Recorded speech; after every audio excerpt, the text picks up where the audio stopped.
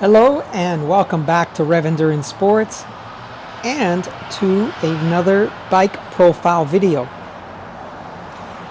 Obviously, folks come to my channel for high performance things, unboxing of new product and things like that. But you know, from time to time a bike like this comes through and I'm just so lucky to work on it.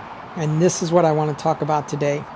So this is the headline would be, this is a steel bike, 26-inch, with a 3x7 drivetrain. So triple up front and a 7-speed cluster in the back. Now the gentleman came in because he had some shifting issues. And I'll explain what those were in a minute. Because no kidding, he had shifting issues. But so this gentleman transferred here from Baltimore, and you know, now he's having to deal with our big hills here, and I mean, just to get home, he has to climb one of the local hills here that Jess and I just did on a different video on the, I'm riding the Outback.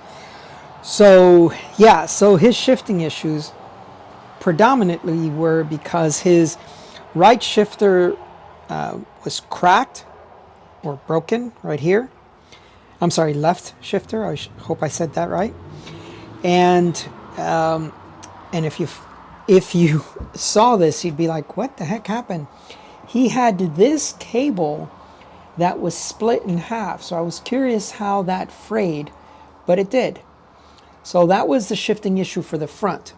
Now for the rear, it was poorly adjusted. The chain was completely worn out. And I also think the lifespan of the cable, he had exceeded the lifespan of the cable, and the cable just didn't have, you know, the snap of, you adjusted it one way, it would work, but then it wouldn't. So you could adjust it with tension up the cassette, but you couldn't get it to drop down the cassette. So sometimes the housing is causing friction, or sometimes the cable just does not have its elasticity anymore. So anyway, let's talk about this for a little bit. So his shifters are not going to match, but he said, George, just get it to where it's actually working. I explained to him that, you know, 3x7 is a pretty old drivetrain, but we'll get the parts for you and we'll get it sorted out for you. But I wanted to show you something here on the front end. We did replace his brake pads because he had some squealing noises. The rubber was just dried up. But I also scrubbed his brake track because in these tiny grooves that are on here, there was just black stuff all embedded, which I'm sure was a combination of contaminants and some brake pad material. But I want to show you something else because I think this is kind of cool. And I don't see this that often, so it's nice when it comes through. This right here is a safety catch. So even if your quick release is undone, this right here is on the axle, or on the wheel axle. And so now when you want to take the wheel out, you have to release it. And there's one on each side. This is the other one right here. And then when you put the wheel back in, see this screw right here, you just go up and over and it snaps into place. So that's really kind of cool. Just a safety catch in case you have some issues with your quick release. Which when I was a kid once, my front wheel fell out and I landed right on my chin. So that can happen. And then he had just years and years of stuff on the bike. So I took some car polish just to alleviate, or just to clean up some of these scratches that are on here. And now you can actually see that there's a nice sparkle to this paint scheme that was hiding underneath that. So we have that.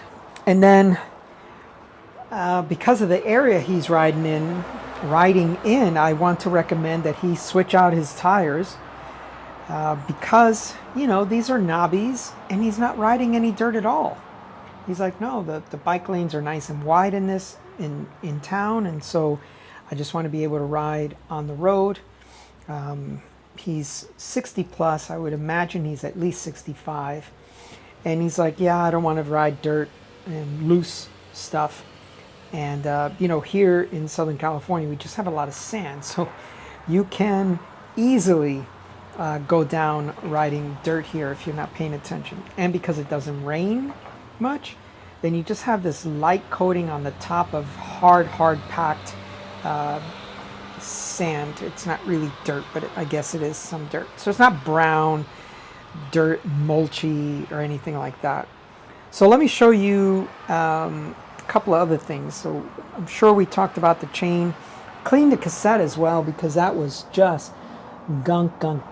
Oh, actually, his rims had so much excess from the chain having so much excess lube, it was just all over his brake track, all over the rim.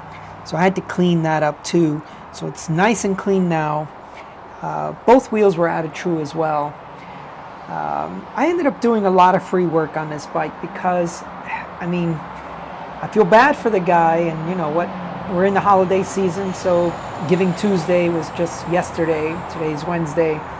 But I had to replace the rear cable and housing just because I think there was friction in the line. I'm sorry if I'm repeating myself, but this is like the third take I've taken of this video, so I can't remember what I've said in which video. I had a phone call come in, and then another time I had a customer would just pop in. So this is actually my third take on this video. Okay, so now the other thing was just to show you this.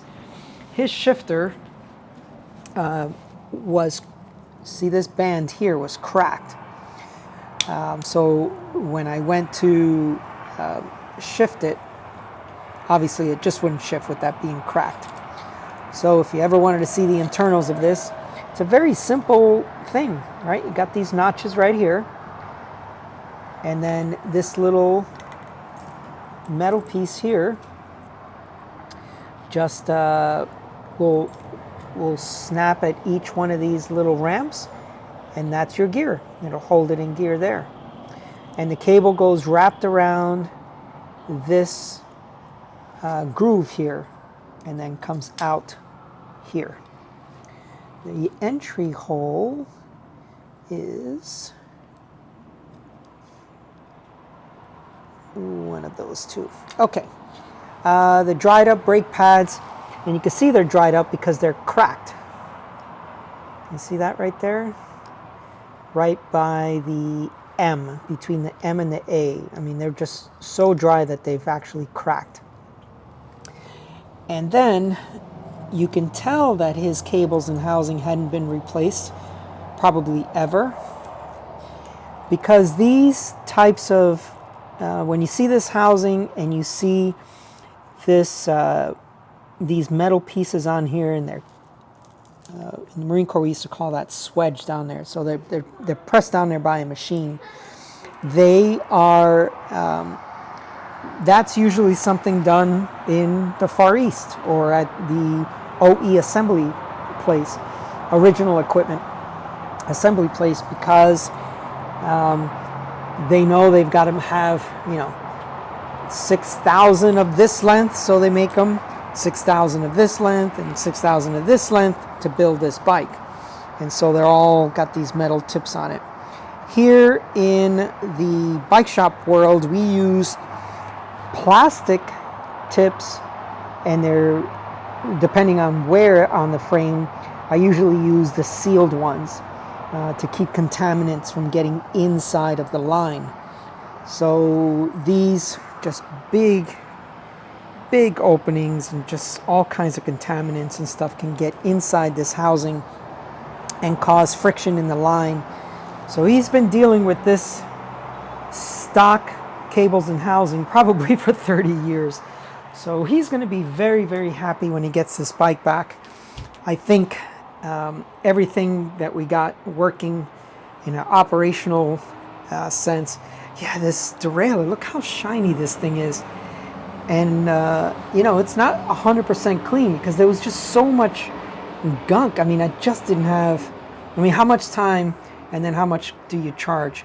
But we got the pulleys nice and clean. We got a really good tune-up and cleaning, and I just don't know how much to charge him because we're well over $200 with parts and labor and all that stuff, and the bike probably wasn't even worth that when it was new. All right, anyway, if you like this kind of content, please leave a comment down below. If you like your steel bikes like I do, you know, nothing I like better than to just be able to throw a magnet on there and be like, yes, a steel bike came in here with a steel fork. Sorry, I'm just silly. Love my steel bikes. Love the durability.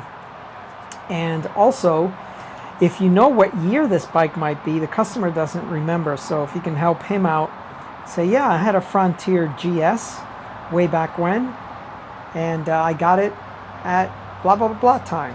So, oh, and the other thing I noticed, the plastic is still on this Schwinn badge.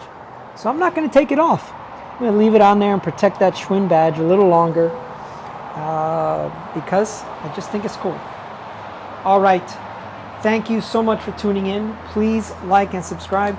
Really need to get to 8,000 subscribers and then 10,000, the next milestone. So if you're watching a channel, please click that subscribe button and also the icon for notifications. All right, thanks so much. We'll see you up the road.